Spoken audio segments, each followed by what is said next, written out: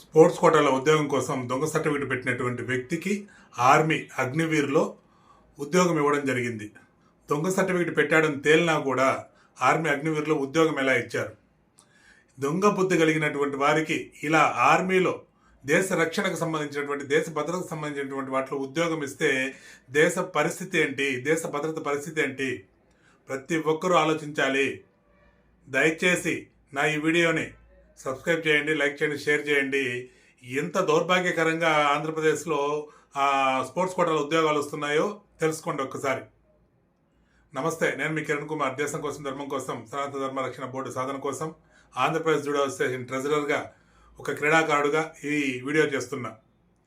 ఈ మధ్య మాకు సెప్టెంబర్ 12న అగ్నివీర్ సెలక్షన్ సంబంధించి విశాఖపట్నం నుంచి ఆర్మీ రిక్రూట్మెంట్ దగ్గర నుంచి ఒక లెటర్ వచ్చింది. రాపేటి దుర్గా ప్రసాద్ జూడో సర్టిఫికెట్ ఏదైతే సబ్మిట్ చేశాడో అది రైటా రాంగా అని మన ఆంధ్రప్రదేశ్ జూడో అసోసియేషన్ అధ్యక్షులైనటువంటి ఆనం రామకిషోర్ రెడ్డి గారికి రాతపూర్వకంగా ఆర్మీ రిక్రూట్మెంట్ బోర్డు వాళ్ళు అడగడం జరిగింది. వెంటనే ఆ సర్టిఫికెట్ చూసిన తర్వాత ఇది ఫేక్ సర్టిఫికెట్, ఎందుకురా అంటే ఈ మీట్ ఏదైతే జరిగిందో 2022-23 ఈ మీట్కి అబ్జర్వర్గా జేఎఫ్ఐ నుంచి ఒక అతను వచ్చాడు, శివ గారని. ఆయన ఆధ్వర్యంలో జరిగినటువంటి మీట్, ఆయన సైన్ చేసినటువంటి మొత్తం సర్టిఫికెట్ సెట్ ఉంది. అందులో ఈ అబ్బాయి పేరు లేదు, ఇతని పేరు స్థానంలో ఇంకొకరు ఆడున్నారు, మెడల్ కొట్టిన్నారు. కానీ ఇతనికి సర్టిఫికెట్ ఇచ్చింది ఎవరు? ఈ దొంగ సర్టిఫికెట్ ఇచ్చింది ఎవరు? అసలు ఇతను దొంగ సర్టిఫికెట్ అని చెప్పిన తర్వాత ఎవరు ఉద్యోగం ఎలా ఇచ్చారు? ఏమి ఇచ్చారు అంటే ఆర్టీ యాక్ట్ ప్రకారం మేము అడిగిన తర్వాత అసలు ఏమైంది? ఆ అబ్బాయి ఇచ్చినటువంటి ఫేక్ సర్టిఫికెట్ కదా, ఆ ఫేక్ సర్టిఫికెట్ మీద ఎలాంటి యాక్షన్ తీసుకున్నారు అని మేము ఆర్టీఐ యాక్ట్ ప్రకారం అడిగితే వైజాగ్ ఆర్మీ రిక్రూట్మెంట్ బోర్డు వాళ్ళు వచ్చినటువంటి సమాధానం ఎట్లుందిరా అంటే, ఇది ఆ అబ్బాయి సబ్మిట్ చేసినటువంటి స్పోర్ట్స్ సర్టిఫికెట్ ఫేక్ కాబట్టి దాన్ని మేము కన్సిడర్ చేయలేదు, కానీ అబ్బాయికి మెరిట్లో ఉద్యోగం వచ్చింది కాబట్టి ఉద్యోగం ఇచ్చాము అని అన్నారు. ఎంత దౌర్భాగ్యం ఇది! ఆర్మీ లాంటి పోస్టులకే దొంగ సర్టిఫికెట్లు పెట్టినా కానీ అతన్ని పక్కన ఎటువంటి చర్యలు తీసుకోకుండా ఉద్యోగం మళ్ళీ ఇచ్చారు అని అంటే ఎంత బాధాకరం. అతనికి ఫేక్ సర్టిఫికెట్ ఇచ్చింది ఎవరు? అతను ఎలా ఇచ్చాడు ఫేక్ సర్టిఫికెట్? అతనికి ఎవరు ఇచ్చారు? దానిపైన సంతకాలు ఎవరు ఉన్నాయి? వెంకట్ నామశెట్టి యొక్క కుటుంబాన్ని ఉన్నాయి. సిఇఓ వెంకట్ నామశెట్టి వాళ్ళ అబ్బాయి వెంకట్ పవన్ సందీప్ సంతకంతో ఈ సర్టిఫికెట్ ఇష్యూ చేశారు. ఎవరు ఇచ్చారు? ఎంత తీసుకున్నారు? ఇలాంటి ఫేక్ సర్టిఫికెట్ల వల్ల ఏం సందేశం ఇవ్వాలనుకుంటున్నారు ఆర్మీ రిక్రూట్మెంట్ వాళ్ళు? మాకు అర్థం కావట్లేదు.